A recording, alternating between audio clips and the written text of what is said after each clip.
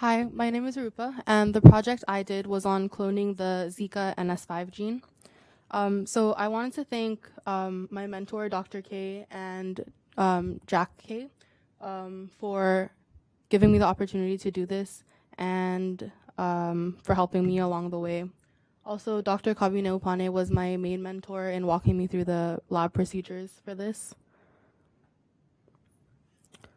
So the Zika virus, I'm sure everyone's heard of it because of the cases of it recently where people had microcephaly and people were very negatively impacted, especially in South America. But the Zika virus actually in most cases isn't that severe. It only affects about 1 in 5 people, and the symptoms are pretty mild, like fever and rashes. And also the symptoms pass within 2 to 7 days. However, in the extreme cases where people experience microcephaly or Guillain-Barré syndrome, then the effects of Zika can be very detrimental and can cause death. So it's important to figure out how we can treat this in those extreme cases, but currently there's no treatment or vaccine available. So my objective was to clone the Zika non-structural protein 5 gene, which is located at the end of that diagram. And this protein plays a part in the replication of the virus. So if we can clone it and study it, then we can possibly figure out a way to stop it in its process and prevent the virus from being replicated. So it would just pass through your system and not really have an effect. So the main steps in my research was to first design primers, which are short nucleotide sequences that can bind to DNA. And then when doing PCR, which is the next step, it can allow for that gene to be replicated. And then the next step was to get the gene into a plasmid so that bacteria could be transformed to have that gene.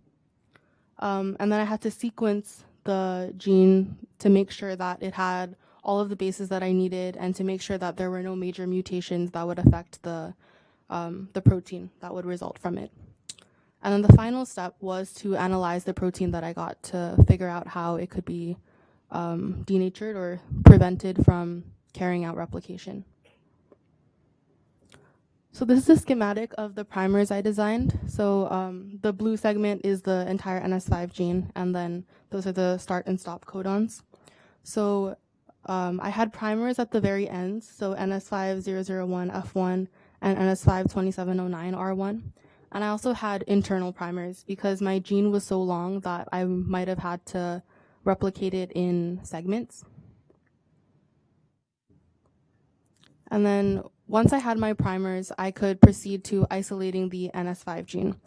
So for that, I ran a PCR with my primers and my Zika template, and I ran the results on an agarose gel to see the band size and to make sure it was the right band size. So as you can see, I have a band around the 3K mark, which is what I was expecting because my gene is 2,700 base pairs long. So this is just an overview of how PCR actually works. So you have your DNA sample, primers, nucleotides, the Taq polymerase, and the buffer.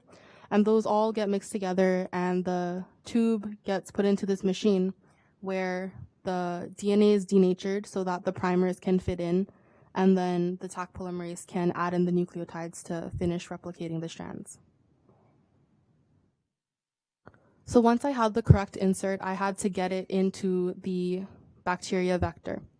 So for this, I used Gibson assembly, which involves first cutting the plasmid so that it's linearized, and then cutting up the ends of the insert so that there are overhangs which can overlap with the plasmid, and then allow it to be recircularized. Another method for getting the insert into a plasmid is topocloning, and this is specifically for mammalian vectors, whereas Gibson assembly is more for like bacteria. So this was necessary because the protein that I was looking at is post-translationally modified. So like the final product is slightly different in mammals than if it were to be produced in some other organism. And then the final step was to get the plasmids into the bacteria, which I did, and I ended up getting a bunch of different colonies. So to make sure that the correct insert was in the gene, I had to run a colony PCR, which basically involved re-isolating the insert to make sure that it was actually in the plasmid, because there was a slight chance that not all of the plasmids would have been cut properly, and then they would have gone into the bacteria without actually having the insert that I wanted. Then the next step was to send it for sequencing to make sure that there were no mutations that would affect the final shape of the protein, and also to make sure that I had the full sequence. And unfortunately, I found that I only had the first 2100 base pairs. So this is a diagram of all the different sequencing reactions I sent in, and I found that at the end, the furthest I could go was 2100 base pairs. And I figured out that it was probably because my primers weren't specific enough to my strain of Zika.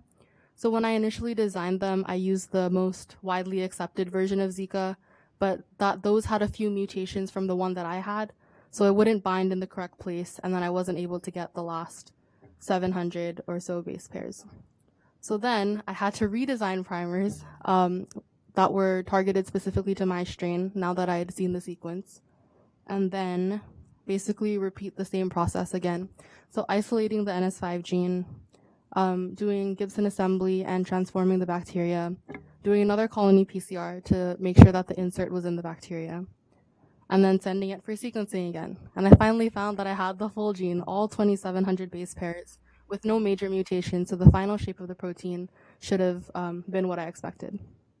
Unfortunately, by the time I got to this place, it was the end of the summer, and I didn't have time to analyze the actual protein. But it was still a really good experience because I learned a lot about microbiology techniques and cloning techniques, and also the importance of perseverance, because having to repeat the same experiment over and over with just slight modifications can become very frustrating. But when you finally get the result that you expect, then all the hours feel worth it. So for anyone that's considering doing it next year, I think that's the most important thing to know.